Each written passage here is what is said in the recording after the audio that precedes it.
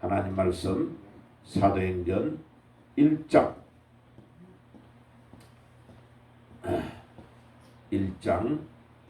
4절, 사도행전 1장 4절. 자, 제가 성경 번역한 거 크게 여러분들에게 작업을 어제 한참 작업을 했습니다. 자, 4절 요 앞을 보고 읽을게요. 시작. 그리고 그분께서 함께 모인 그들에게 명하시되 예루살렘을 떠나지 말고 그러나 너희들이 내게 들었던 아버지의 약속을 기다리라. 아멘.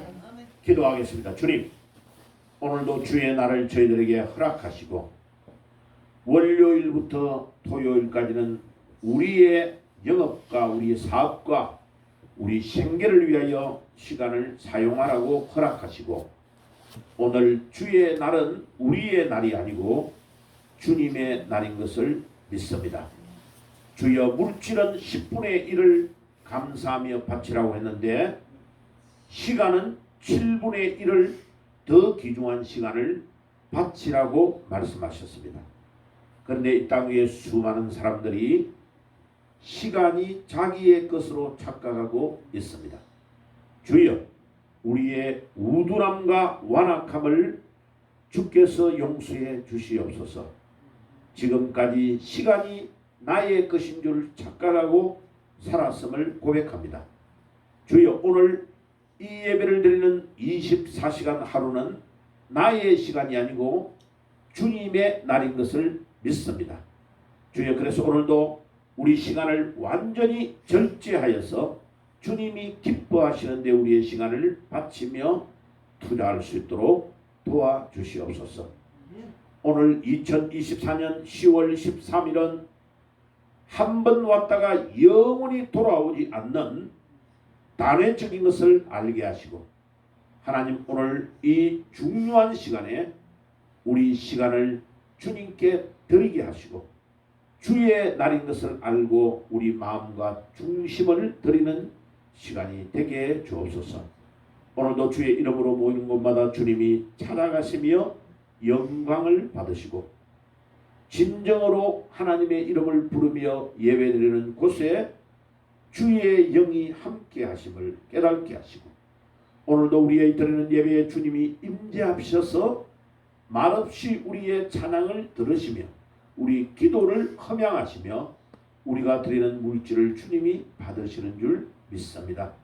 주여, 오늘도 우리 주님이 가장 기뻐하시는 예배를 드리게 하시고, 북녘 땅에 신앙의 자유가 없어서 이불 밑에서, 산에서, 동굴에서, 지하에 숨어서 예배를 드리는 우리 북녘 땅의 성도들을 기억하시고 그들의 눈물과 그들의 탄식을 기억하셔서 북한 공산주의 정권이 무너지게 하시고, 하나님, 우리 남한에서 역사하는 이 주사파의 세력들을 완전히 제거하며 주여, 저들이 도모하는 모든 악한 생각이 무너지게 하시고, 오늘 우리가 드리는 예배를 드리는 이 시간에 이 민족과 세계 가운데 역사하는 악한 죄악의 우상들이 무너지고 여리고가 무너지고 인간의 계획이 다 무너지고 하나님의 뜻이 확립되는 시간이 되게 해 주옵소서. 오늘도 부족하고 연약한 중에 하나님의 말씀을 대언하고자 하오니 주께서 친히 나타나셔서 말씀하시옵소서. 우리 모두가 성령의 인도를 받고 아멘으로 하나님의 말씀을 화답하며 이 말씀이 잘 박힌 목과 같이 우리 심령에 박혀서 우리 생을 변화시키는 능력의 말씀이 되게 주옵소서. 예수님의 이름으로 기도드리옵나이다. 아멘. 자, 오늘은 말씀 제목이 뭐죠? 예? 뭐예요? 같이 읽어봅시다. 시작. 성령 세례와 성령 충만. 자, 제가 미국에 가기 전에 소망수양관에서 목회자들을 당연히 사모년도 따라오고 해가지고 세미나를 아주 많이 했어요. 예를 들면 수원에 있는 목사님들, 사모님들 부부를 자기들이 다 해가지고 월요일 날 저녁부터 시작해가지고 토요일 날 오전까지 해요. 그래가지고 사도행전을 이번에는 목사님 좀 해주세요. 그러면 사도행전 일주일 동안 쉬지 않고 하루에 10몇 시간씩 쫙 나가면요 8장 정도 되면 끝나요. 일주일이. 그래 이제 목사님들이 옛날에 이제 비디오 찍어가지고 비디오로 찍어가지고 어떤 목사님이 자기 교회에 이제 집회를 내달라 가보니까 목사님 설교 찍은 거 한 100개 정도 됩니다 하고 보여주더라고요.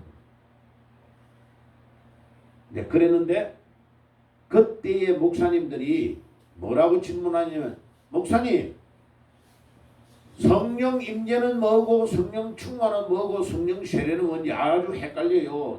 서점에 가면 전부 다 학설이 달라요.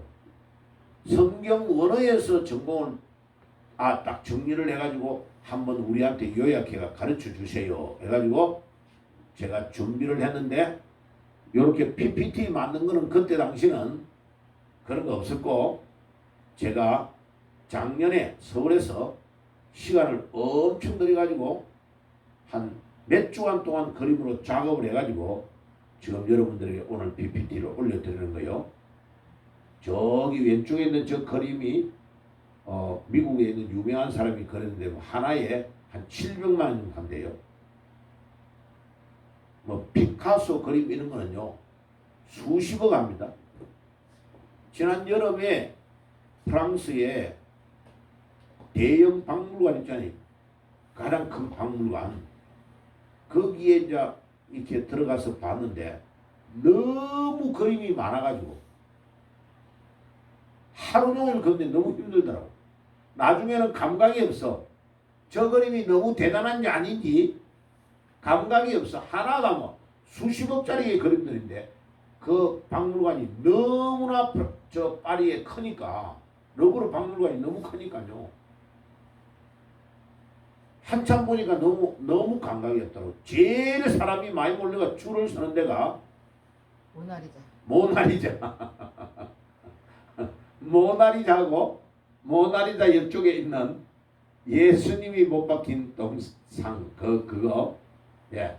그 다음에 뭐 최후의 만찬 같은 그런 거 쪽에 사람이 좀 많더라고요.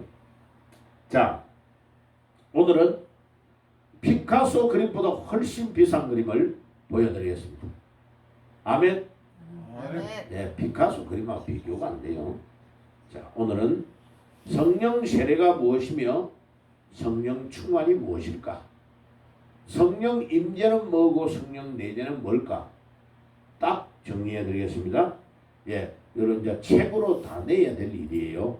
그것인데 조만간에 성경 번역이 끝나고 나면 다 나올 겁니다. 자, 그러면 이제 성경 원전을 직역행들을 하나하나 강의를 하고 있는 중에 지금 사도행전을 하고 있습니다.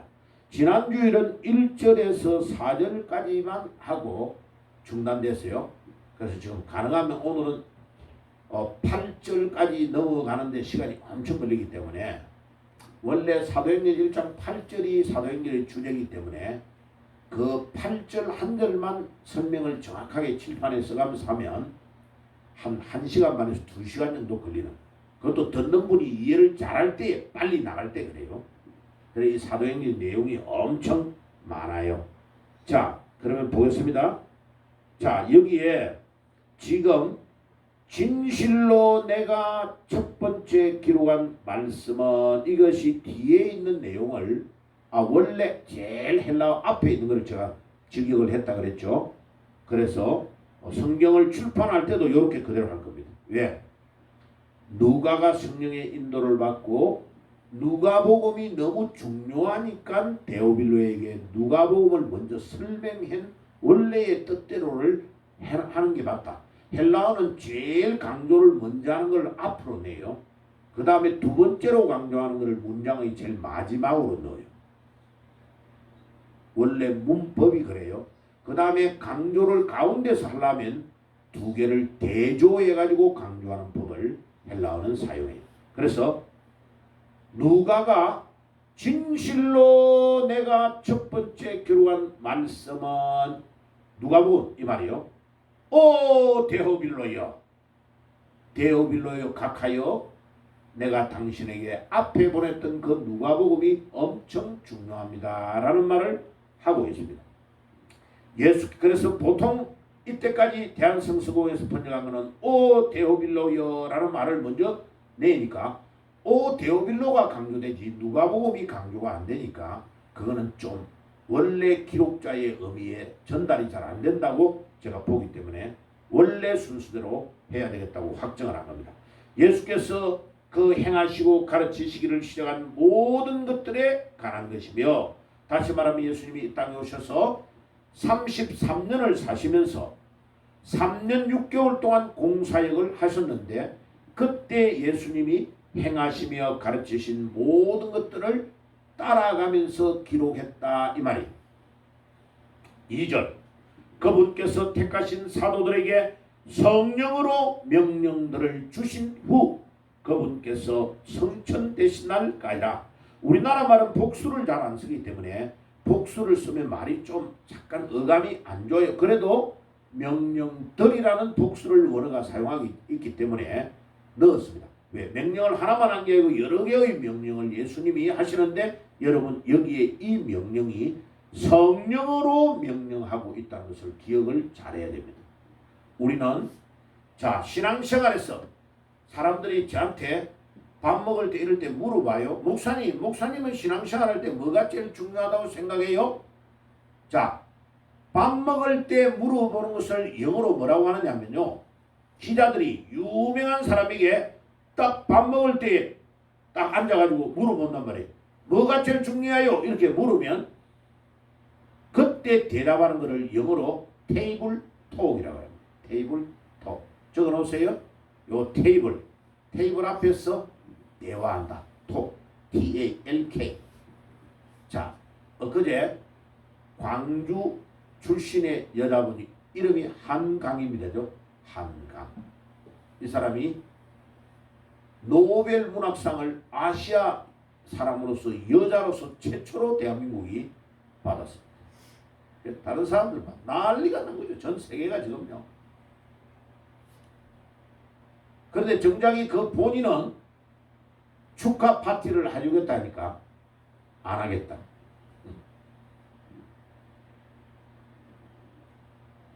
상당히 냉정하더라고요. 자기 아버지가 아주 유명한 시인입니다. 그죠? 예. 아주 유명한 사람입니다. 그래야 9살 때에 자기 9살 때에 광주를 떠나가지고 서울로 아버지가 이주를 했는데 이 사람의 뭐가 유명한 거를 제가 쫙 봤어요. 광주 5.18에 대한 거 이런 것들을 글을 많이 썼더라. 이 사람의 그 문체 자체가 어두워요. 어두워. 사람이 죽은 거, 슬퍼, 힘들어 이런 것들을 막 기록하고 있는 거죠. 그러니까 문학상 시상식 때 유명한 사람들 전부 다 너는 왜 나이가 7살 되고 9살 다른 애가 왜 이런 어두운 글을 쓰냐고 위에서 지적을 많이 한 거예요. 위에 있는 어른들이. 이 사람은 광주에 일어났던 광주 사태에 대한 이야기를 많이 들은 거죠. 9살 때에 서울에 올라와서 제일 많이 들은 게 아버지에게 제일 많이 들었겠죠. 그죠? 다른 건 다 이야기할 수가 없고. 그런데 목사인 나의 눈으로 볼 때는 참 안타깝다. 참 안타깝다. 저 딸이 내 딸이라면 나는 저렇게 양육하지 않았을 거다. 어두움을 이기는 권세를 가르쳐줘야죠. 노벨상 받은 건 축하해요. 대단한 문장과 사색과 얼굴에서 느낌이 와요. 저 사람 사색을 많이 했겠구나. 그런데 눈과 얼굴에서 나타나는 것은 너무나 슬픔이 나타나요. 그래 종교를 보니까 무종교라고 딱 되어 있다. 자, 오늘 말씀을 나누는 핵심은요. 우리는 너무나 어두운 가운데 죄 가운데 있었지만은 우리는 그 어두운 겨울에서 봄이 오고 여름이 오고 꽃이 확 피는 것이 오는 것이 성령의 능력으로만 가능한 줄 믿습니다. 아멘. 예, 진짜 위대한 사람은 노벨상 안 받습니다. 예. 진짜 위대한 사람들은요 노벨상 안 받은 사람이 더 많아요. 예. 그거는 스웨덴에서 인정해주는 왕립 거기에서 인정해준 걸 받는 거니까 공적으로 와 저 사람 대단하다 이랬지만 진짜 천재는요 사람이 평가할 수가 없는 겁니다. 예. 사도 바울은 노벨상 안 받았습니다. 그런데 영원 무궁한 성경을 13권을 기록했습니다. 할렐루야. 아멘. 예. 그러니까 우리는 누구에게 인정을 받아야 되느냐? 하나님에게 인정을 받고 예수님께 인정하는 것이 제일 중요합니다. 자, 그분께서 택하신 사도들에게 뭐라고요? 성령으로 명령들을 주신 후 그분께서 성천되신 날까지다. 그 내용이 누가복음에 기록되었다. 이 말이에요. 자, 2절까지가 딱 문장이 거기서 정리가 되는 거예요. 그래서 여기 뒤에 세미콜론이 딱 붙어있죠. 그죠? 여기까지는 누가복음에 대한 이야기를 한 겁니다. 라고 딱 찍혀있는 거예요. 그 다음에 이제 3절. 그리고 지금부터 사도행전의 이야기를 하는 겁니다. 지금부터 내가 두 번째로 기록하는 사도행전의 이야기를 데오빌로 각하여 내가 이 내용을 쓰고 있습니다. 이런 뜻입니다. 그리고 제가 이 그리고라는 단어를 놓치지 않고 번역을 넣은 겁니다.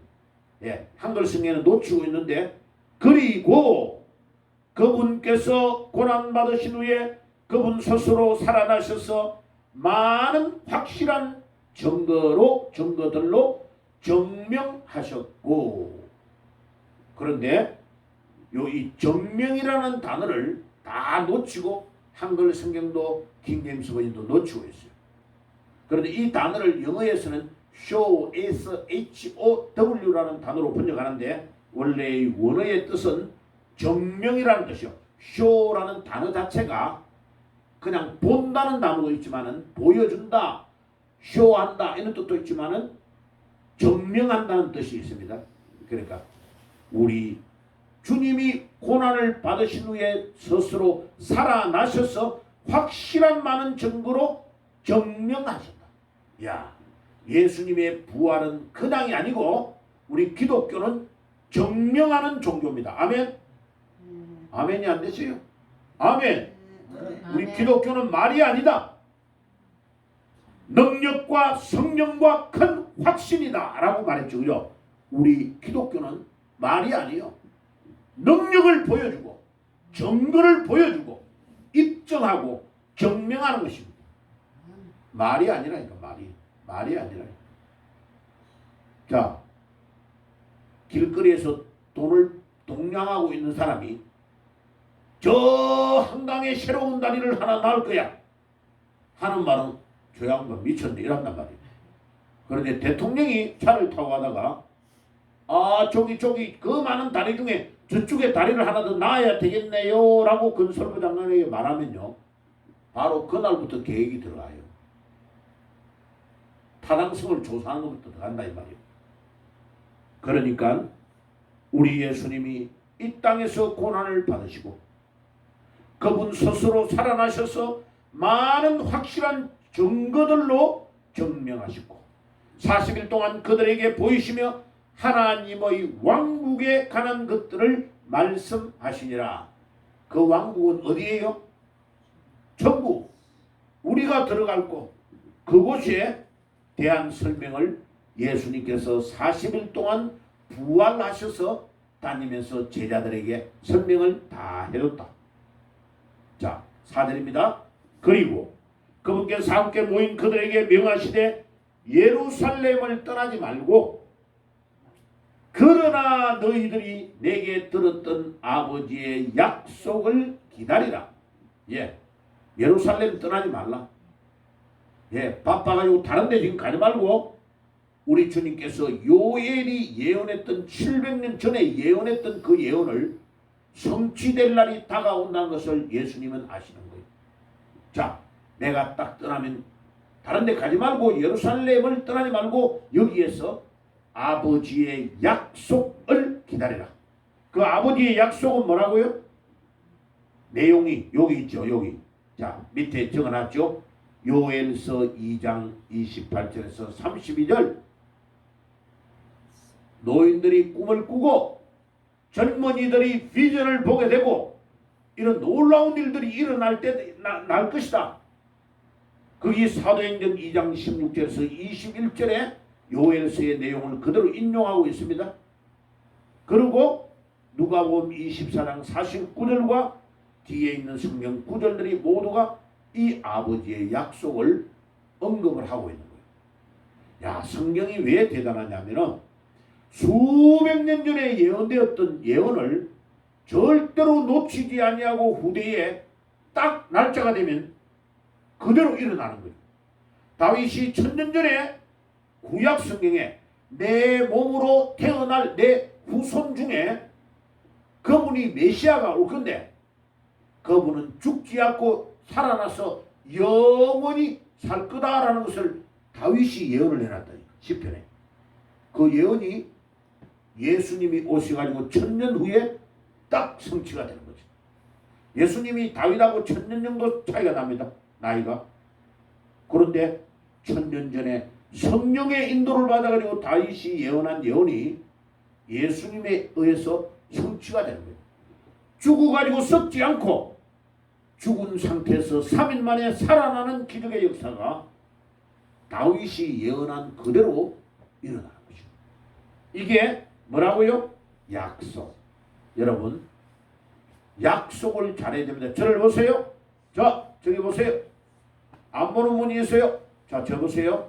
우리 신자는요, 두 가지 약속을 정확하게 해야 됩니다.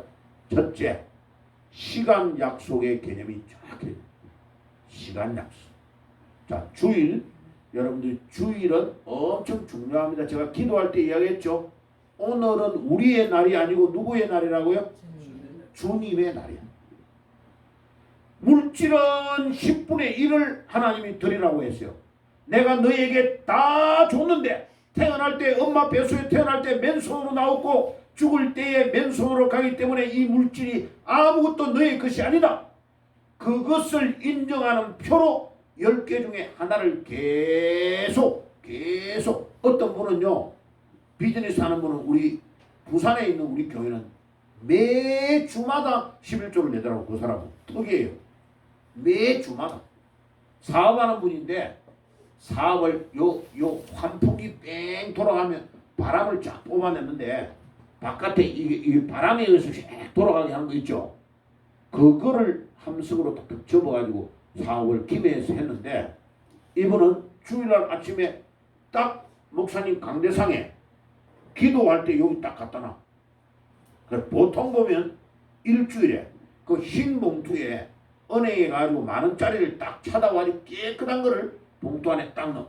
그래 나중에 그 채 보면요 100장이 들어요. 100장.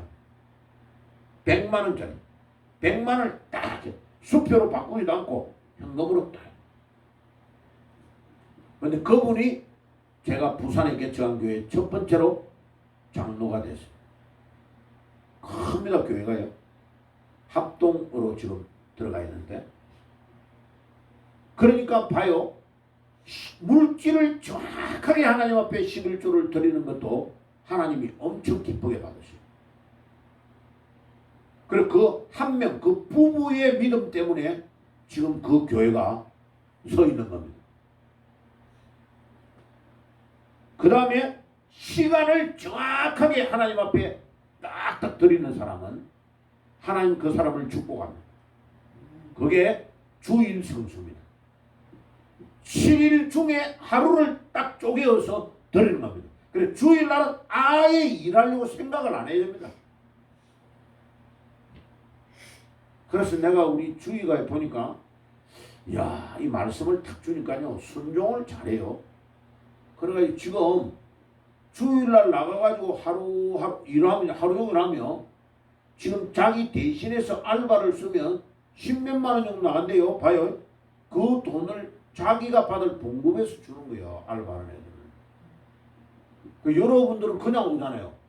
돈을 버는 사람은 그날 나가서 안 버는 만큼 딱 손해가 가는 거예요. 이 교회 앞에 지금 중국집 있죠. 이 집 청년을 내가 굉장히 귀하다. 사장이 이 친구가 주일날 문을 딱 닫는 거야. 그래 내가 혹시 교회 다니고 이러니까 예 목사님 교회 다닙니다. 어떻게 이 잘 되는 장사만 어떨 때는 보면요 젊은 청년들 주위 같은 나이에 30대 애들이 꽉 찼어요. 하루를 아마 매상고를 그걸 안 올리면 몇백만 원 손해 갈 거예요. 그런데 이 친구야 주일날 예배 때문에 문을 딱 닫아버리는 거죠. 자 그런데 봐요. 손해 가느냐? 아닙니다. 여기에 이 중국집에 오는 이 사람들은 이 사장은 교회를 다니기 때문에 주일날은 문을 닫아. 이걸 알기 때문에 주일날은 여기에 오는 계획을 안 짜요. 그 애들이. 주인 때문에 오는 손님들이 주일날 계획을 안 짠다니까. 이해가 되세요? 월요일, 토요일날 오는 걸로 계획을 짜가지고 온다니까. 믿음이 있으면 믿음 없는 사람을 믿음으로 끌고 가는 방향으로 갈 수가 있는 거죠. 돈에 끌려가는 바보가 되면 평생 한 번도 못 쉬고 어느 날 갑자기 돈 좀 벌어서 아이고 이제 좀 살아야 돼 보니까 어느 날 갑자기 암이 걸려버립니다. 그런 인생이 너무 많아요. 여러분 약속은 정확하게 뭐를 잘 지켜야 된다고요? 돈 관계와 시간을 정확하게 지키지 않으면 약속 지키지 않는 거예요. 그 사람은. 돈 관계를 해보고 약속을 잘 지키는가 그 다음에 시간 관계를 정확한가를 보면 그 사람이 정확하게 돼가는가 그래 그거를 인격이라고 하는 거예요. 인격. 인격은 배가 많이 나오는 인격 웃기게 말하는 그 인격만 말하는 게 아니고 단어가 다른 거예요. 그거는 인격은 정확한 약속을 잘 지키는가가 인격의 기준이에요. 기초야 기초. 그거 안 되는 사람은 다른 어떤 것도 하면 안 돼요. 안 되는 거예요. 그래서 우리 예수님께서 내가 하늘나라로 올라갈 때 너희들이 다른 데로 분주하게 바쁘지 말고 영어로요.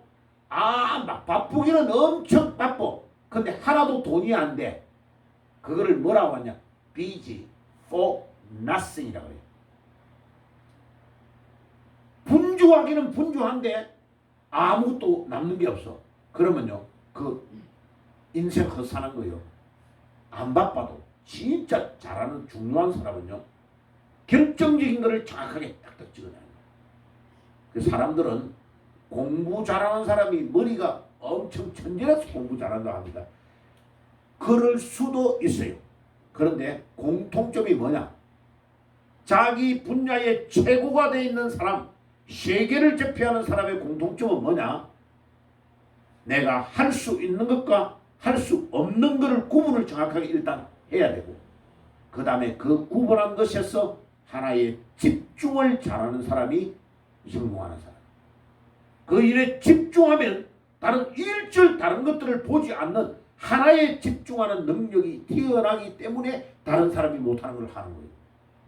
그림에 완전히 인식을 하든지 만화 그리는데 아니면 뭐 운동에 어떤 거에 하나에 집중해 거기에 내가 왜 손흥민을 좋아하는지 압니까? 우리 막내 아들하고 나이가 똑같아요. 이 애가요. 나이 조금 생일은 더 늦어요. 이 애가요. 이 애 이야기를 하는 거 보면요. 완전히 60대 아저씨가 하는 말처럼 해요. 나는 축구밖에 생각이 안 난대.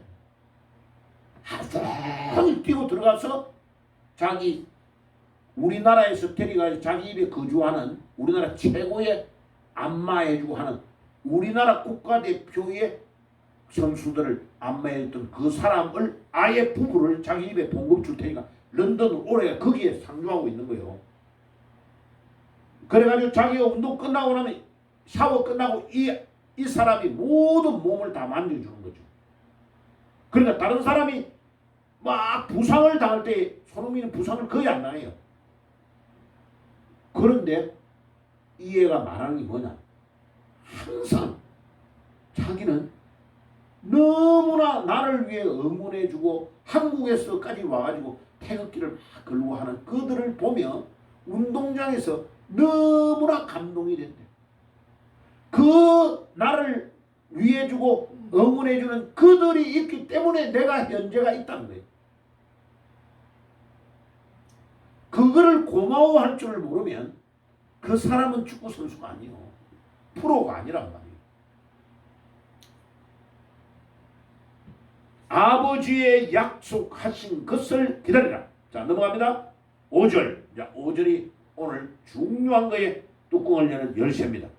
진실로 요한은, 5절 한번 같이 한번 읽어볼까요? 다시 시작. 진실로 요한은 물로 너희에게 세례를 주었으나 그러나 너희들은 많은 날들이 지나지 아니하여 성령으로 세례를 받으리라. 자, 그러면 이 구절을 요 밑에 줄을 달아놨죠. 마태복음 3장 11절에 한번 가볼까요? 세례 요한이 뭐라고 했는지. 자, 가볼게요. 읽어봅시다. 성경을 이렇게 밑에 들어가 봐야 돼요. 마태복음 몇 절이라고요? 3장 11절. 자, 성경 빨리 펼쳐보세요. 마태복음 3장 11절. 자, 찾았습니까? 마태복음 3장 11절 찾았으면 같이 읽겠습니다. 3장 11절 시작. 나는 너희로 회개하기 위하여 물로 세례를 베풀거니와 내 뒤에 오시는 이는 나보다 능력이 많으시니 나는 그의 신을 들기도 감당하지 못하겠노라. 그는 성령과 불로 너희에게 세례를 베푸실 것이요. 세례 요한이 자기는 물 세례밖에 못 준다 이거예요. 그런데 저기 내 뒤에 따라오시는 저분, 예수님보다 6개월 먼저 태어나서 세례 요한이, 저 뒤에 내 뒤에 따라오시는 저분은 뭐로 세례를 준다고요? 성령과 불로 세례를 준다. 오늘 여러분들 성령의 세례를 받을지어다. 불 세례를 받을지어다. 성령과 불로 세례를 주신다. 자, 요 단어를 세례 요한이 쓴 거예요. 그런데 자꾸 침례교회 다니는 사람이 이 세례를 침례라는 단어로 써야 된다고 말합니다. No. 이 원어인 밥티교라는 단어 자체의 뜻이 세례지 침례가 아니에요. 자꾸 자기들 멋대로 해요. 그래, 침례교는 이 단어에 목숨을 걸어. 왜 장로교는 세례라고 하고 침례라고 안 하냐? 웃기는 소리 하지 마. 밥티교라는 단어 자체를 사전에 찾아봐. 세례라고 돼 있어. 침례라고 안 돼 있고. 침례는 물에 푹 빠져야 되잖아. 그죠? 세례는 물에 빠져도 세례고, 물이 없을 때는 물병에다 물 적시가지고 머리 위에 올려가지고 주의 이름으로 이야기하면 세례예요. 어느 것이 더 합리적이요? 저 사막에 가지고 세례 주려면 그럼 어디 가서 풍덩 빠질 건데? 이 침례교 이 사람들 또 이상한 사람들이요. 예. 그러가냐 저 또 성경 이상하게 번역한 사람이 또 그렇게 하면서 막 장로교를 비방해요. 그렇게 하면 침례라고 쓰고 싶으면 쓰세요. 말 안 할 테니까. 그런데 성경은 여러 군데 이스라엘의 중요한 자리에 가보면요, 앉아 가지고 세례를 받은 흔적들이 많아요. 초대교회. 물이 없는 데서는 그냥 세례를 준 거예요. 침례 아니고. 기록에 많이 나타나요. 이것만 또 하려면 한 며칠 걸려서 이야기해 줘야 돼요. 자, 그런데 성령으로 세례를 받는다. 이거를 가지고 오늘, 자, 그러면 성령으로 세례를 받는다는 단어가 마태복음 3장 11절에도 나타나고, 사도행전 2장에도 나타나고, 사도행전 11장에도 나타나고, 요한복음 1장 33절에도 나타나는데, 또 다른 데도 찾아가 있으면 저한테 이야기해 주세요. 여기 넣어야 되니까. 자, 그래서 성경의 번역은요, 완벽한 번역이 있을 수가 없어요. 자, 그러면 여기를 이제 두고요, 6절을 들어갈게요. 5절 내고 6절. 그러므로 그들이 함께 왔을 때에 그분께 여쭈어 이르되, 주여 당신이 이때에 이스라엘의 왕국을 회복하려 하십니까? 예수님이 이스라엘, 이 유대인들은 예수님을 자기 나라를 로마의 속국에서 해방시켜 줄 뿐으로 알고 따라다니고 있는 거예요. 2000년 전에 이해가 되시죠? 그러니까 와, 이 위대한 분이 우리를 로마의 속국에서 해방시켜 줄게 언제입니까? 라고 물어보는 거예요.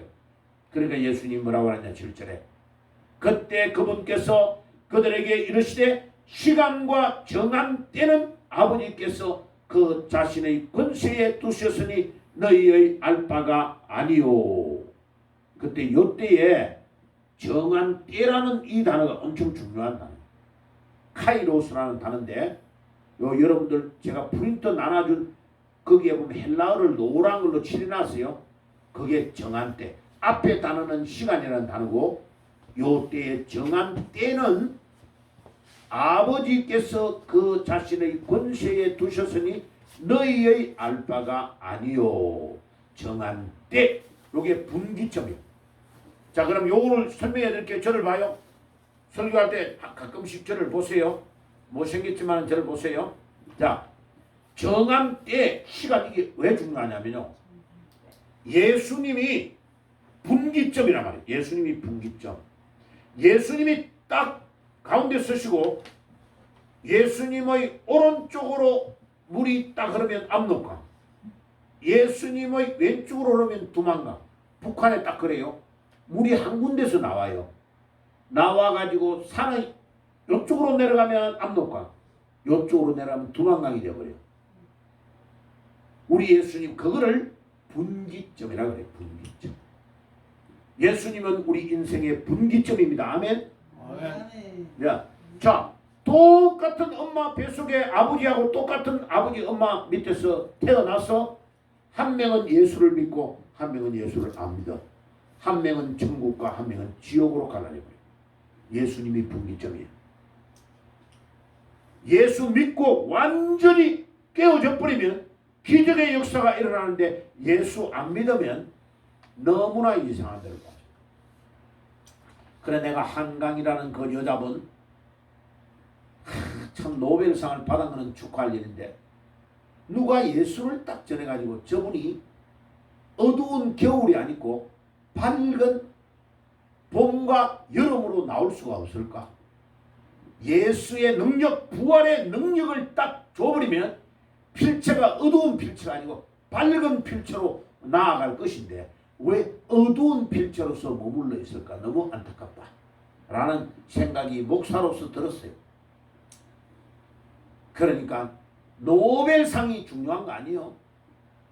그러니까 아버지가 기자들 인터뷰도 안 하고 딸이 아무도 안 만나주니까 아버지가 대신 어저께 만나가지고 아버지가 이제 나와가지고 말하는데 우리 딸한테 내가 축하한다고 노벨상 받았다고 축하한다고 딱 파티를 해주려니까 아버지 절대 안 합니다.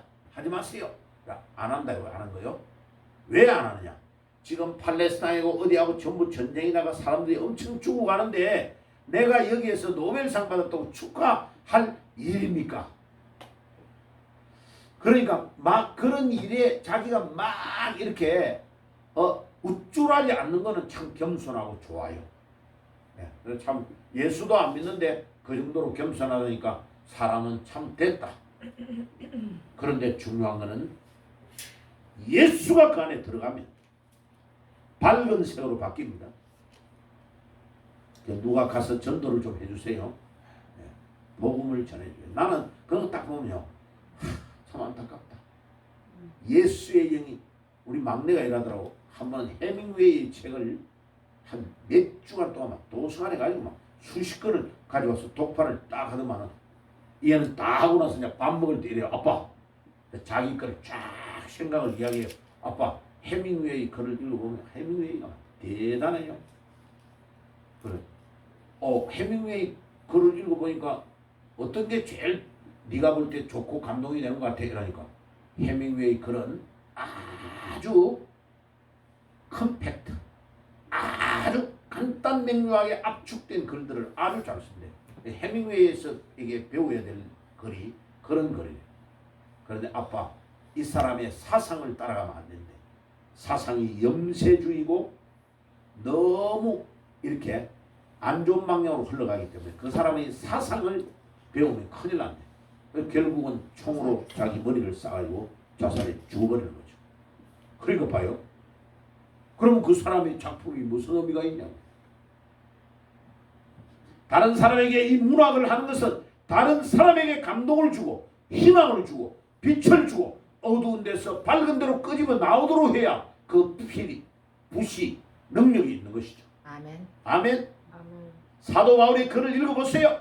사망한 너에 쏘는 것이 무엇이냐? 환난과 기근과 핍박과 모든 것들이 우리를 능히 절대로 꺾을 수가 없을 것이다. 로마서 8장에 딱 말하잖아.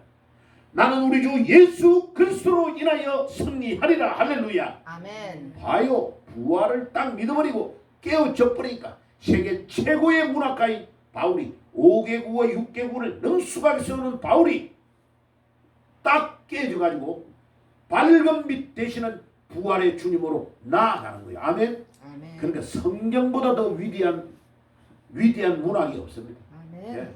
그래서 정말로 뛰어나려고 하면 성경을 많이 읽어야 됩니다. 예.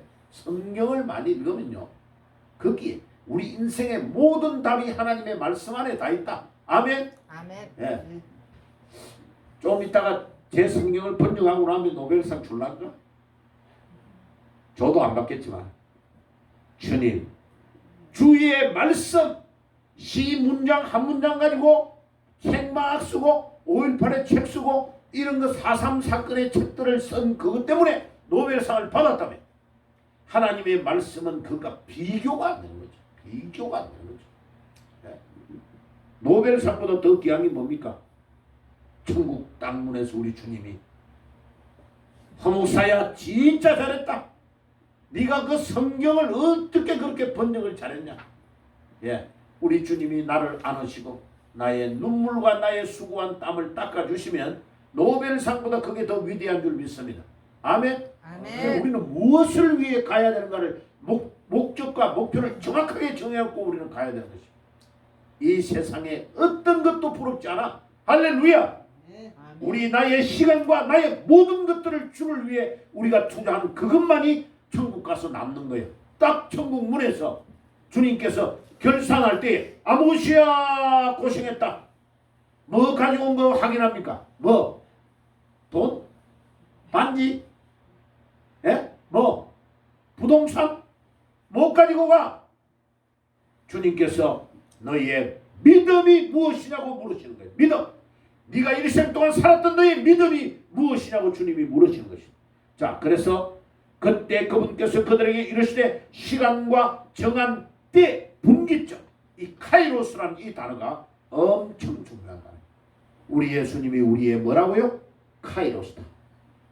예수를 믿느냐 안 믿느냐 어떻게 믿느냐가 우리 인생의 분기점이 왔다 갔다 하는 순간이에요.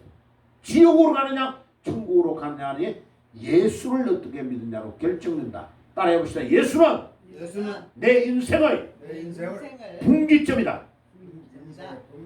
분기점이다. 카이로스다. 카이로스. 믿으십니까? 아멘.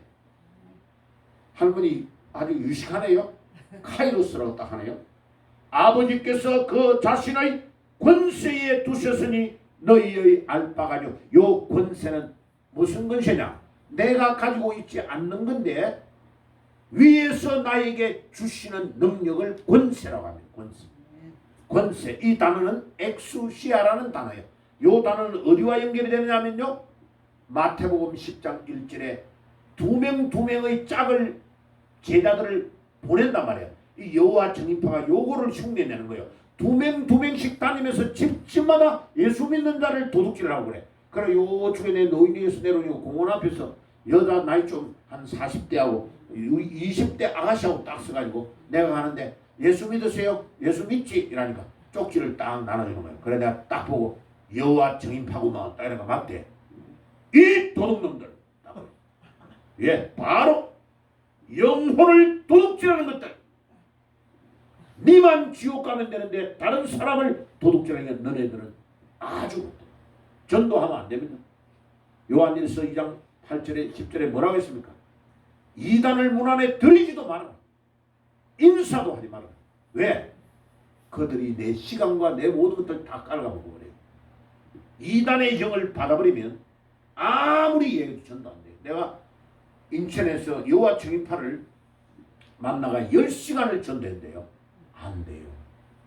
예수님과 하나님과 동격이다라는 것만 입증해주면, 성경을 가르쳐주면 자기가 여호와 증인파에서 기독교로 돌아오겠대. 내가 그래. 자, 빌립보서 2장 5절 10절 읽어봐. 그는 근본 하나님의 본체시나 하나님과 동등됨을 취할 것으로 여기하는 거 아니하시고 하나님과 동등된다고 말하고 있잖아. 동등이라고 했지 같다고는 아니래. 봐요. 아무리 말씀을 정확하게 가르쳐도 안 받아들여요.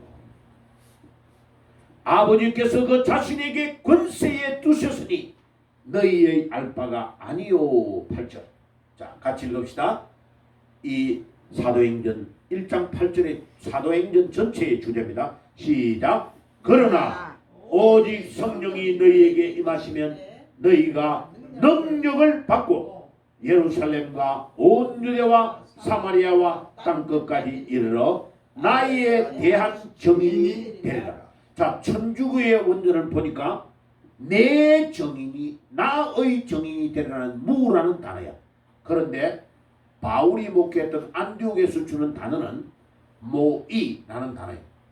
데이티브라는 단어인데 나에 대한 정의다. 그래서 제가 이거를 최근에 고쳤어요. 이거를요. 내가 이때까지 원어 봤던 거는 무였는데 왜 이게 모이지? 그래가지고 안디옥 사본을 다 뒤졌는데 모이라는 단어가 달라요. 그러니까 나라는 것이 나의 소유, 나의 제자가 되라는 말하고, 이거는 나에 대하여 너희들이 증거해라 이 뜻이야. 그러니까 안디옥 교회의 사본의 가지고 있는 것과 천주교 가지고 있는 좀 달라요. 자, 그래서 제가 전부 다 번역했던 걸 수정을 다 했어요. 자, 여기에서 봐요. 그러나 앞에 말했던 거에서 정반대로 180도 돌아서 그러나 너희는 너희들의 생각과 너희들의 지식과 네 경험으로 살지만은, 그러나 너 경험으로 절대 하면 안 돼. 오직 성령이 너희에게 임하실 때. 그래서 우리는 기도할 때 시간을 제일 많이 바쳐야 될 시간이 뭐냐? 주님, 내가 내 생각대로 내 계획대로 하는 이 어리석음을 용서해 주시옵소서. 내 거를 내려놓는 데에 절대 시간을 투자해야 돼. 이게 가장 어려운 작업이에요. 왜? 우리는 이성이 있고 판단력이 있고 배운 게 있기 때문에 공부를 많이 한 사람일수록 내가 똑똑하다고 생각하는 거예요. 그런데요, 얼마나 착각이냐면 내 계획과 내 생각이 많은 사람은 항상 내 계획을 따라가기 때문에 하나님의 계획하고 틀릴 확률이 너무 많아요. 그래서 우리 예수님이 어린 아이와 같아야 된다. 어린 아이 같아야 천국 들어간다고 하는 말이 뭐냐? 어린 아이는요, 엄마 아빠를 100% 믿어버려요. 손잡고 엄마 아빠 그냥 가라 하면 따라가야 안 물어봐요. 그런데 조금 자라고 사춘기만 딱 들어가면 엄마 아빠가 가는데 안 가. 나 싫어. 난 게임이나 할래. 자기 무덤을 가지고 있는 이제 사람이. 그러고 봐요. 이제 대학 졸업하죠. 엄마 아빠 말 안 들어요. 나이 들어버리면요, 어머니 아버지를 무시해요. 그래서 내가 우리 아들들한테 대화하다가요, 앞서 나가는 대화, 어떤 이야기, 부모를 약간 무시하며 말하는 말이 나오면 엄청 말합니다. 딱 자르고 말합니다. 그리고 대한민국을 약간 미국에 살기 때문에 약간 비화하는 말을 딱 그런 어투가 나오면 내가 엄청 말합니다. 왜? 네 뿌리는 한국이야. 너는 미국에 살고 있지만은 대한민국의 국민으로 미국에 있는 거예요. 네가 말하는 거 행동 하나를 잘못하면 이 대한민국이 욕을 먹어. 대한민국이 없으면 너는 없어. 제가 그거를 아주 강력하게 말합니다. 왜? 그냥 넘어가도 되는데 왜 그걸 말하느냐? 계속 정체성을, 아이덴티티, 자기의 정체성을 놓쳐버리면요, 아무 존재가 의미가 없거든. 그러나 오직 성령이 너희에게 임하시며, 원래 오직이라는 단어는 없어 여기에 이 본문에. 그래서 제가 이거를 오직이라는 단어를 넣을까 안 넣을까를 엄청 고민했어요. 그런데 정관사 더 라는 단어가 있어. The Holy Spirit. 이 정관사가 있기 때문에 정관사는 강조를 할 때에 the라고 안 하고 the라고 발음할 때가 많아요. the라고. 그러면 정관사 the를 only라고 해석해도 되겠다라는 원리를 가지고 누가 나중에 물어볼 때에 제가 대답을 해야 되기 때문에 오직이라고 번역해도 되겠다고 생각하고 오직 그 뒤에 오직 능력이라는 오직 권능이라는 단어로 옛날에는 번역했는데 능력으로 번역해야 돼 이 단어는. 그럼 그 앞에 오직은 뺐어야죠. 그 다음에 오직 정의라 할 때 오직이라는 단어도 뺀 거예요. 왜? 원래는 없기 때문에. 그럼 봐요. 그러나 오직 성령이 너희에게 임하실 때에 너희가 능력이 임한다. 이때에 이 능력이라는 단어는 디나미스라는 능력이요. 앞에 7절에서 말하는 권세라는 단어가 다른 단어예요. 이 단어는 권세는 내가 가지고 있지 않는데 위에서 하나님이 나에게 주시는 것을 권세라고 합니다. 귀신을 쫓아내고 주의 이름으로 말하면 병이 낫고 하는 것은 권세야, 권세. 전도하러 갈 때에 주님이 주는 것을 말해요. 엑수시아. 그러니까 아무나 이거 안 줘요. 조금 이따 설명해 드릴게요. 요때의 능력은 뭐냐? 안에서 폭발하는 힘을 능력이라. 이 디나미스라는 단어에서 다이나마이트라는 단어가 나온 거예요. 발음이 비슷하죠? 다이나마이트, 디나미스 비슷하죠? 예. 이 단어 디나미스라는 단어에서 다이나마이트라는 폭발시키는 단어가 나온 거예요. 이 다이나마이트는 이 디나미스라는 단어는 성경에 크게 신약성에 네 군데로 사용돼요. 하나님의 말씀에 능력할 때 디나미스라는 단어를 써요. 그 다음에 기도하고 금식할 때 나오는 능력을 디나미스라는 단어로 써요. 마가복음 9장 29절에 벙어리 귀신 들린 자를 낫게 할 때, 그 다음에 믿음이 능력이요. 할 수 있거든이 무슨 말이냐? 믿는 자에게 능치 못함이 낫다 할 때 능이라는 단어가 이 디나미스라는 단어예요. 그 다음에 사도행전 1장 8절에 오직 성령이 너희에게 임하시면 너희가 능력을 받는다 할 때 이 성령의 능력이 디나미스예요. 그럼 봐요. 여러분 공부를 엄청나게 많이 해가지고 박사라고 능력이 있는 거 아니에요. 시골에서 남 놓고 기억자도 모르는 할머니가 매일마다 하나님 앞에 새벽에 나가 기도할 때에 그 사람이 영이 열려서 가지고 있는 능력은 서울대, 하버드, 옥스퍼드 대학에서 졸업해가지고 박사학위를 받은 사람보다 그 시골의 할머니가 더 능력이 있는 거예요. 이 디나미스의 능력이 있다니까. 이해가 되세요? 그래 제가 우리 교인들과 우리 자녀들에게 늘 이야기하는 거. 너의 머리를 믿지 말아라. 너 머리를 믿지 마라. 너의 머리와 너의 능력으로 하는 것 아니다. 주님 나에게 능력을 주시옵소서. 기도하고 하나님께 엎드리라. 그때에 나오는 능력이 요셉이 받은 능력이고 다니엘이 받았던 능력이다. 그 능력을 받아야 세계를 제패할 수 있다. 아멘. 이 능력이 자녀들에게 있으면요, 이 능력을 이길 자가 아무도 없는 거예요. 왜? 요셉은 봐요. 형들이 막 배달하는 형들이 미워해가지고 요셉을 완전히 구덩이에 빠뜨린 거예요. 엄청나게 깊은 우물에 던져버린 거예요. 죽은 줄 알았어. 근데 놀랍지. 그 우물에 물이 없네. 살아있네. 그래가 다른 형님들이 다 첫 번째, 두 번째, 세 번째는요, 죽이는데 앞장선 거예요. 근데 네 번째 아들인 유다가 이거 이렇게 하면 안 된다고. 우리 피를 나는 형제인데 이 아들을, 이 동생을 빨리 끝내야 팔자. 그래 애국으로 팔았대. 그때 창세기 봐요. 이 유다가 요셉을 살리는데 결정적인 역할을 합니다. 그리고 나중에 첫 번째, 두 번째 아들 다 기가 아버지의 첩을 범한 것 때문에 사람을 또 너무 많이 죽인 것 때문에 첫 번째, 두 번째, 세 번째는 다 장자의 명분이 날아가 버려요. 그래서 12명의 아들 중에 네 번째 아들인 유다가 장자입니다. 유다가 장자. 그런데 장자의 축복은 누가 받았냐? 요셉이 받은 거예요. 요셉은 3배의 꽃배기를 받는 겁니다. 축복을. 엄청난 축복을 받아요. 왜? 요셉이 애굽으로 종으로 팔려가지고 온 가족들이 다 죽어갈 때에 요셉이 그 가족을 아버지까지 초청을 해가지고 애굽에서 다 먹여 살려요. 하나님이 요셉 때문에 그 가문을 다 일으키는 거예요. 자, 미올라도 요셉은 감옥에 갑니다.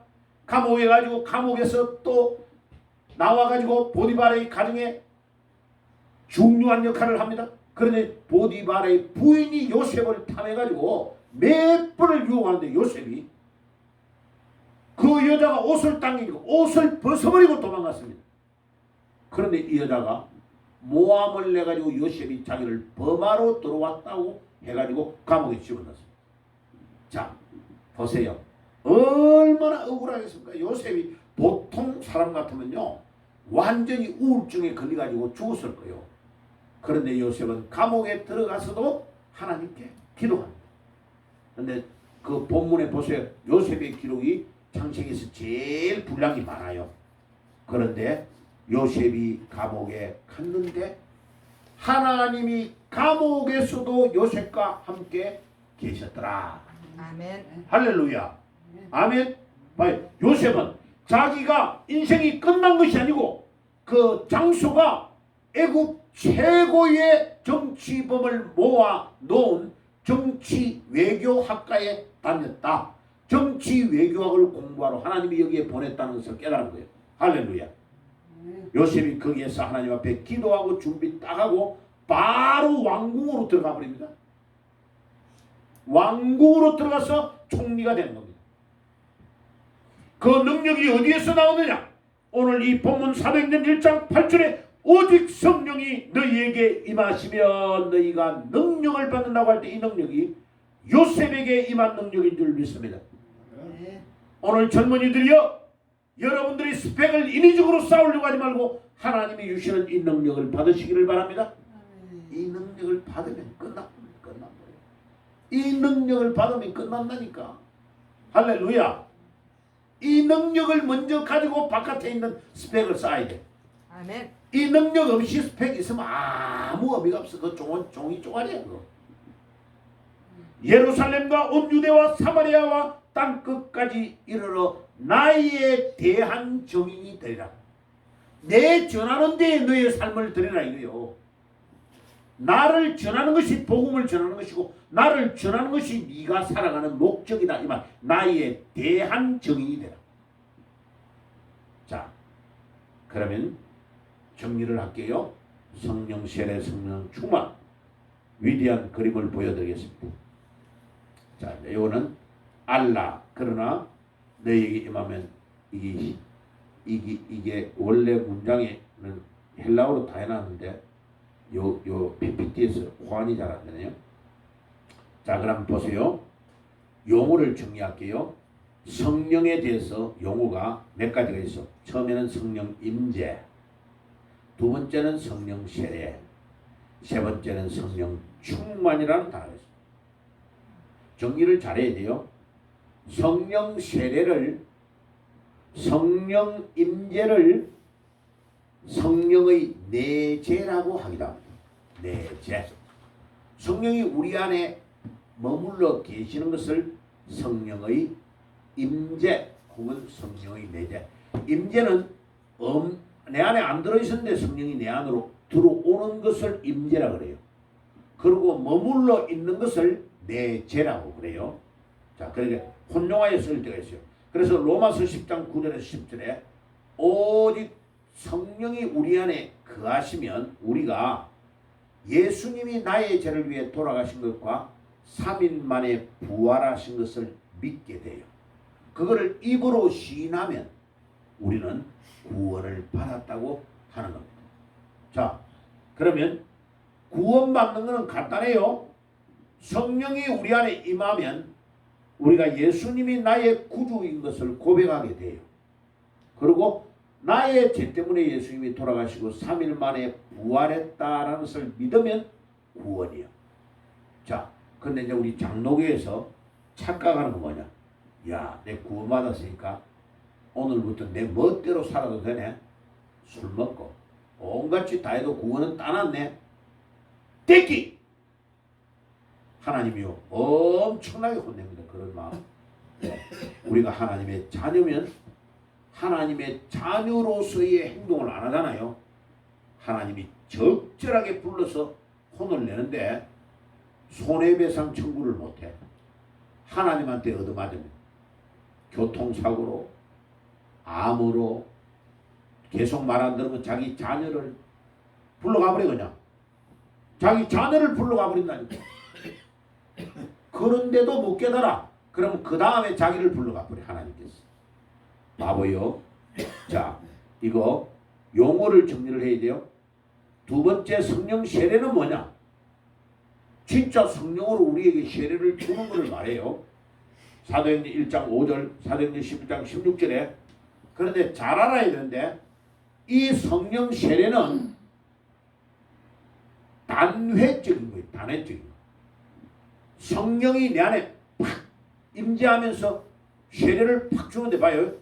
자, 이렇게 잘 들어야 됩니다. 지금 목사님들도 성령 세례와 성령 충만을 헷갈리는 것 때문에 자, 여의도 수목교회에서 일합니다. 성령의 방언을 다 받아야 된다. 방언 못 받으면 성령 충만 못 받았다랍니다. 틀린 말입니다. 틀린 말. 어처구니 없는 실수의 말입니다. 아닙니다. 방언은 은사입니다. 따라해봅시다. 방언은 은사. 은사란 말은 선물이란 말이에요. 기프트. 하나님이 우리에게 주는 선물이야. 자, 여러분, 선물을 하나님이 마음에 들면 하나님이 그 사람한테 주는 게 선물이지. 안 준다고 하나님 왜 안 줘요? 기도는 할 수 있어요.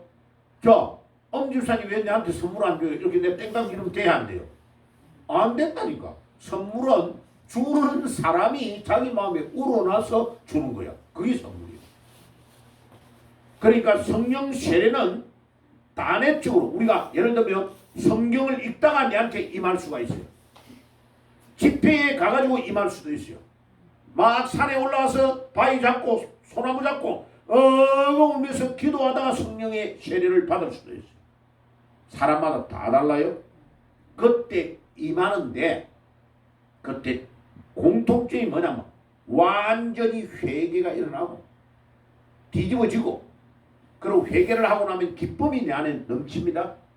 그런 중생의 체험을 하는 그 단계를 성령의 세례라고 합니다.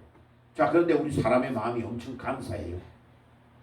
그러가 헷가다 해놓고 또 일상으로 돌아가서 자기 집에 직장 다니면서 또 생활을 하다가 옛날하고 비슷하게 행동해요. 원래대로 돌아갈 때가 많다고 또 죄 짓는 거야.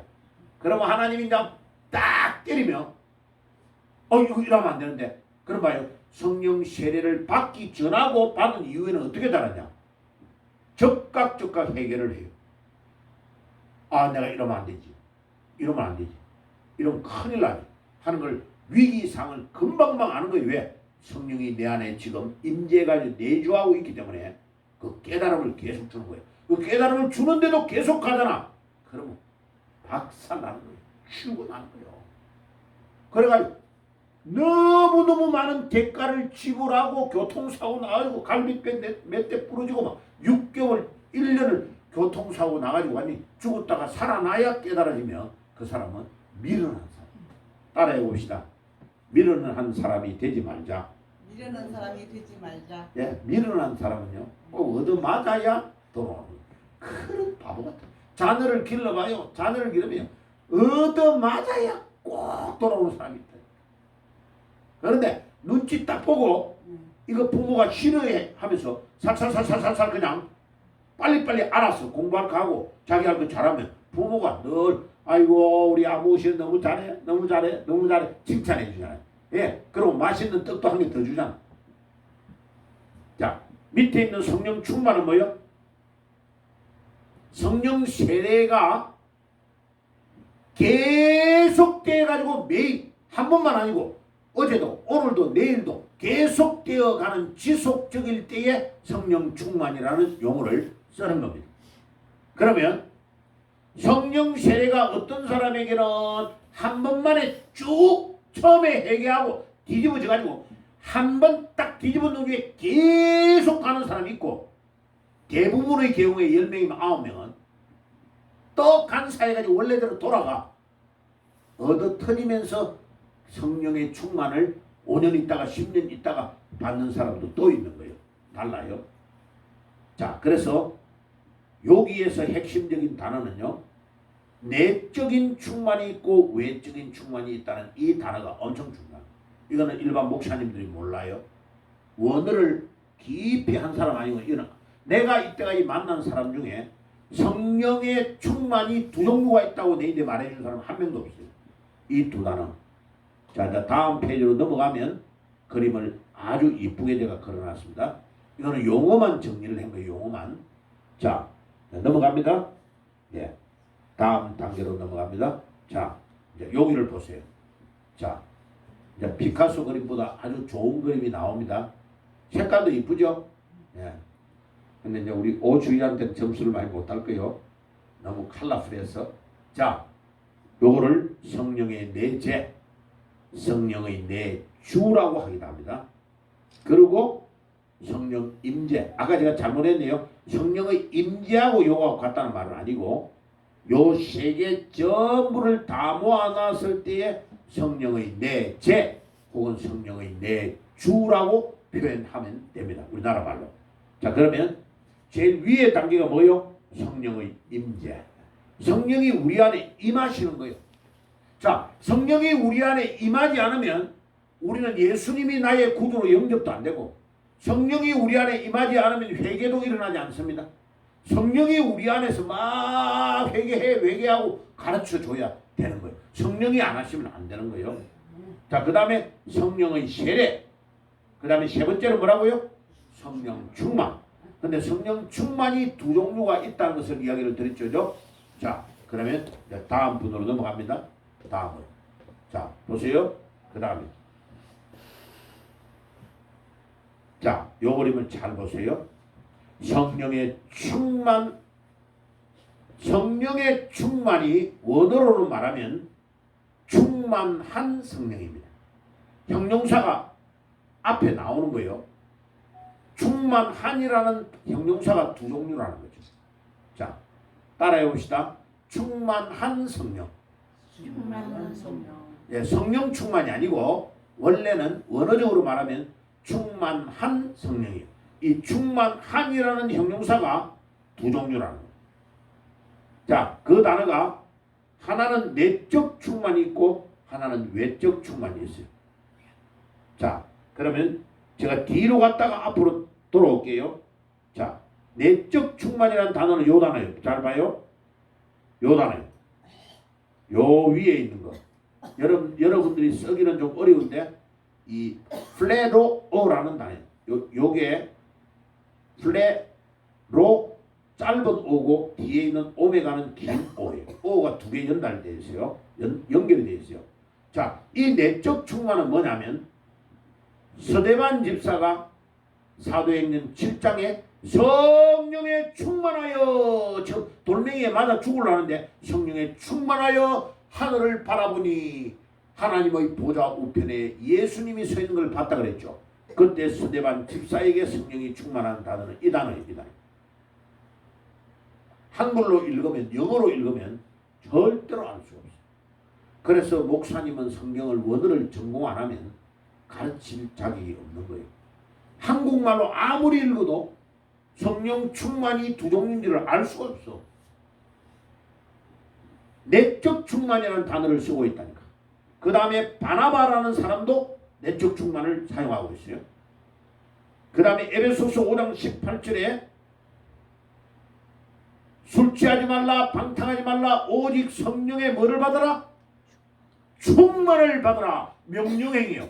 받아도 되고 안 받아도 된다는 말이 아니요. 예수를 믿는 모든 성도들은 다 성령의 충만을 받을지어다 라고 명령을 내릴 때 그 명령은 요 내적 충만을 말합니다. 지금 순복음에서 착각하고 있는 게 뭐냐면 이 성령 충만이 모두가 다 받아라는 한글의 명령을 보고 이게 내적 충만인지 외적 충만인지를 모르는 거죠.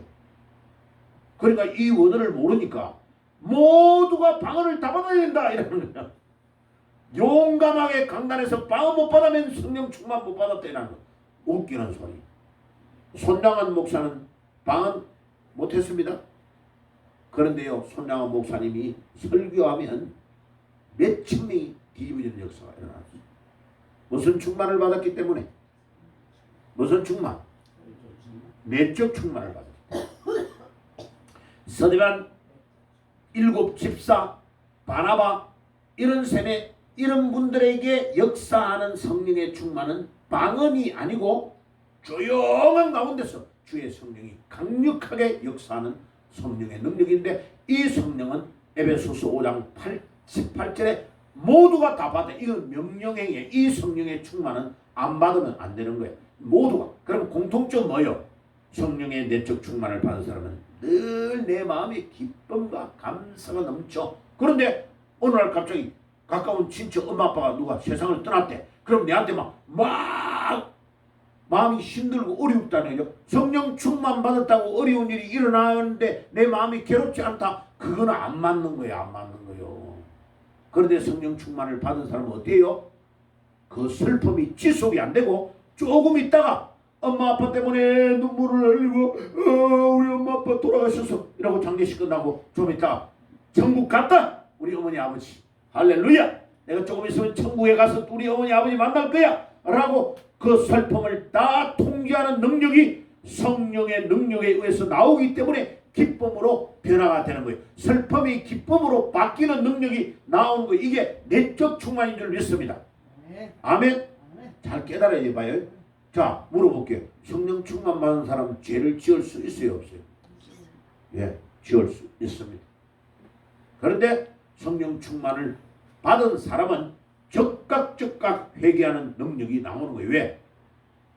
성령이 내 안에서 강력하게 회개하라고 가르쳐 주기 때문에. 성령의 충만을 안 받은 사람에게는 그게 없는데 성령 충만을 받은 사람에게는 계속적인 회개의 운동이 일어나게 되어 있는 거예요. 그게 다른 거예요. 그 다음에 갈라디아 2장 22절에서 23절에 오직 성령의 열매는 사랑과 희락과 화평과 자비와 양성과 온유와 충성과 절제라고 했죠. 그때 성령의 열매는 내적 충만의 열매를 말해요. 그러니까 이 열매가 없는 자는 성령 충만을 안 받았다는 것이에요. 성령 충만을 받은 사람은 사랑과 희락과 화평과 자비와 양성과 온유와. 그런데 이 갈라디아 2장 20절을 설교하려면 한 2시간 넘게 걸렸네요. 왜? 그 헬라어의 4가지의 사랑이라는 단어 중에서 헬라어의 사랑이라는 단어가 4가지가 있는 거예요. 영어에는 love 하나밖에 없어요. 라틴어에는 amore라는 단어밖에 없어요. 독일은 libe라는 단어밖에 없어요. 전 세계에 사랑이라는 단어 하나밖에 없는데 헬라어는 4가지의 단어로 딱 구분을 해요. 그러니까 사랑 누가 말했나는데요. 사랑을 4개 중에 뭔가를 구분할 줄 알아야 되는 거예요. 그러니까 내가 우리 교회 다니는 청년들에게 왜 몇 개월 동안 사귀보고 결혼해야 되는지 압니까? 저 남자가 내한테 막 다가오는데 저 남자가 이 4개의 사랑 중에요, 사랑을 필리아라는 사랑으로 사랑을 하고 있는지, 저 사람이 스톨리아라는 사랑으로 접근하고 있는지, 그 다음에 에로스라는 단어로 접근하고 있는지, 마지막에 아가페로 접근하고 있는지를 봐야 되는 거예요. 저 사람의 마음의 바탕을 확인하는 것이 교제하고 사귀는 거예요. 그런데 마지막에 아가페인 이 사랑은 십자가의 사랑이에요. 전적으로 나를 희생하고 내가 그를 위해 내 모든 것들을 다 바치는 십자가의 사랑은 예수 그리스도를 진정으로 나의 구주로 믿는 사람 외에는 이 사랑을 할 수가 없어요. 왜? 내가 맨날 남을 위해 봉사해주고 섬기고 내가 바쳐야 되잖아. 근데 내가 무궁무진하게 돈이 없는데 어떻게 남을 위해 설 수 있어요? 안 되잖아. 그러니까 나의 영원 무궁한 복음선에다가 내 수도 파이프를 딱 꽂는 작업이 예수 그리스도의 십자가의 보혈의 능력을 의지하고 꽂는 거예요. 그래서 무궁무진한 그리스도의 사랑이 나에게 오지 않으면 이 아가페의 사랑을 할 수 없는 거예요. 그래서 갈라디아 5장 22절에 오직 성령의 열매는 사랑과 할 때 사랑이 아가페라는 단어를 사용하고 있어요. 4개 중에 아가페. 그러니까 아가페의 사랑이 기초가 안 돼 있는 사람은 희락, 자비, 양선, 충성, 온유 모두 다 할 수 없어요. 그런데 사랑이 엄청 풍부한데도 절제를 못하잖아. 그 사랑은 죽은 사랑이에요. 남을 죽이는 사랑이에요. 시도 때도 없이 남의 집에 가가지고 문을 띵동하는 거야. 새벽이고 밤이고 낮이고. 그게 무례하고 절제를 하지 못하는 거예요. 그럼 무례하고 절제하지 못하는 사랑은 상대방을 죽이는 사랑이 되는 거예요. 그래서 사랑으로 시작하여 마지막 절제로 끝나는 것이 성령의 열매의 아주 중요한 교훈이에요. 그러니까 이거를 강의하려면 시간이 많이 걸리니까요. 그래서 내적 충만은 모든 사람이 다 공이 에베소서 5장 18절의 명령대로 술 취하지 말라, 방탕하지 말라, 오직 성령의 충만을 받으라 할 때 명령은 예수님 나 받기 싫은데요. 그게 안 통한다니까. 모두가 다 예수님의 제자가 되고 예수님의 가족이 되려면 받아야 된다 이 말이에요. 아멘. 그래서 방언은 안 받아도 돼요. 자, 요거만 하고 끝낼 거예요. 오늘 8절 마무리가 다 안 되겠지만은 자, 요 단어 여기를 보세요. 요 단어 외적 충만은 단어가 두 가지로 쓰여요. 충만한이라는 형용사가 두 개라 이 말이요. 요 외적 충만이라는 플레도라는 단어와 핀플랩이라는 이 단어는 전혀 다른 단어예요. 요 앞에 있는 내적 충만이라는 단어는 플레로오라는 단어예요. 헷갈려요. 그런데 요 단어 외적 충만이라는 단어는 다른 단어예요. 자, 오순절날 성령이 임할 때 이 단어를 씁니다. 사도행전 2장 4절에 베드로가 4장 8절에 복음을 전하는데 한 번만에 복음 전하니까 이 무식한 베드로가 어부가 예수 그리스도의 능력에 잡혀가지고 성령에 잡혀가지고 복음 전하니까 하루에 남자의 제자가 3,000명이 죽도록 돌아오고 그 다음날 사당에 가니까 하루에 4,000명의 남자의 제자가 죽도록 돌아오는 역사가 이런 한 번만에 7,000명이 돌아왔네. 7,000명 다 그 다음에 그 옆에 있는 부인이 따라오면 14,000명. 예루살렘 교회는 이미 2만 명이 넘어가는 교회가 사도행전 1장 2장에 나타납니다. 봐요. 그러니까 우리가 열심히 전도하는 것보다 성령의 능력에 사로잡혀서 복음을 전할 때 그 능력이 더 대단하다는 것을 금방 알 수 있는 거예요. 바울이 9장 17절에 복음을 전하고 막 지나가는데 그림자만 지나가도 병든 자가 나와버렸네. 할렐루야. 그때 성령 충만이 뭐예요? 이 핀플렘이라는 단어를 사용하고 있어요. 단어가 다른 단어예요. 그래서 특수한 단어, 특별한 은사, 어떤 사람에게 목숨 걸고 복음 전하러 가는 자에게 이 능력을 주시는 거예요. 그게 아까 우리 7절에 보면 엑수시아라는 권세를 줬다고 그랬죠. 그 권세와 여기 연결되고 있는 거예요. 이 단어. 그래서 평생 동안 목회를 해도요. 복음 전하러 안 가면 핀플레미의 이 능력을 못 받아요. 복음 전하러 현장에 가서 열심히 사람의 입장을 생각하지 아니하고 복음을 전할 때에 바울과 베드로는 이 능력을 받은 거예요. 할렐루야. 아멘이 안 됩니까? 아멘. 자, 이 능력이 임할지어다. 이 능력이 임할지어다. 이 능력이 아니면 우리가 이 마지막 시대에 절대로 공부 많이 한 똑똑이들을 변화시킬 수가 없어. 이 능력이 임할 때 그들이 압도를 당하는 거예요. 그래 이 능력은 특수적인 관계, 특별한 은사고 방언의 은사가 이 안에 포함되어 있기도 해. 그 다음에 신유의 은사, 이적 기사가 막 나타나. 그래 이거는 뭐냐? 빈 그릇에 물이 없는데 생수를 넣어가지고 먹는 거와 똑같아. 자, 앞에 있는 요거는요. 앞에 있는 이거는 저 산에 올라가면 옹달샘에서 바위 사이에서 물이 똑똑똑똑 어디에서 내려오는지 모르게 떨어지는 거 있죠. 나무 뿌리에서 물이 나오는 거예요. 머금고 있는 나무 뿌리에서 물이 톡톡톡톡 이게요 내적 충만. 그런데 외적 충만은 바깥에서 물을 부어줘야 되는 거예요. 이거는 이 핀플렘, 이 외적 충만. 그래서 프랜시스라는 유명한 사람은요 새들하고 대화를 한다 하잖아요. 숲속으로 들어가면 새가 막 이렇게 하면 밥 먹었냐? 니 잘 잤냐? 이렇게 하면 새들이 그 말을 알아듣고 치치치치 하면서 대화를 한다. 왜? 이런 사람이 성령의 인도를 받은 사람은 놀라운 역사가 일어나는 겁니다. 자, 여기까지. 다음 주에 요 저수지 이론은 아브라함 카이프에 대한 이유는 지금 꺼내면 시간이 또 많이 걸려요. 다음 주에 네덜란드를 창설한 위대한 아브라함 카이프는 이거를 지금 이해를 잘 못한 거예요. 그래서 요거 때문에 지금 저 고신하고 지금 뭡니까 총신의 교수들이 막 싸워가지고요. 엄청 문제가 많아요. 교단이 막 갈라지고 있어요. 성령에 대한 것을 이해를 잘 못해가지고. 요거 다음 주에 제가 8절부터 다음 주에 말씀을 나눌 겁니다. 자, 여기까지. 그러면 봐요.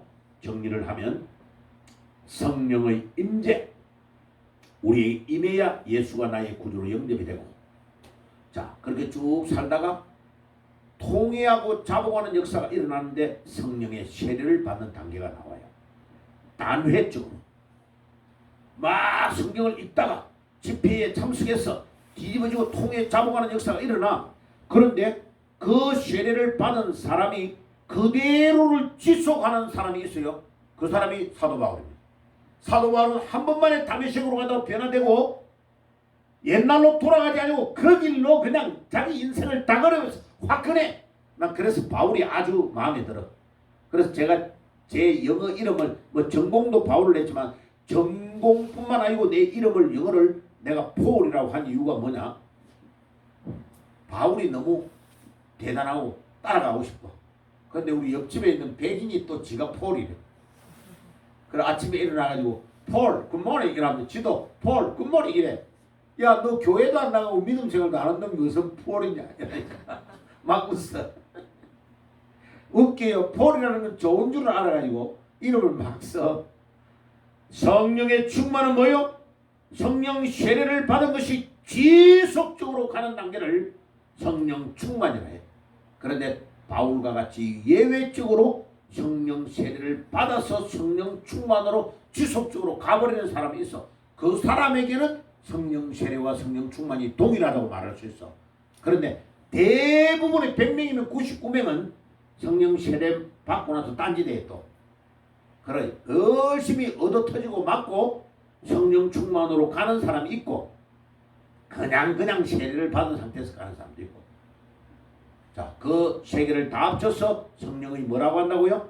내재 혹은 내주라고 하기도 한다. 기도하겠습니다. 주님 감사합니다.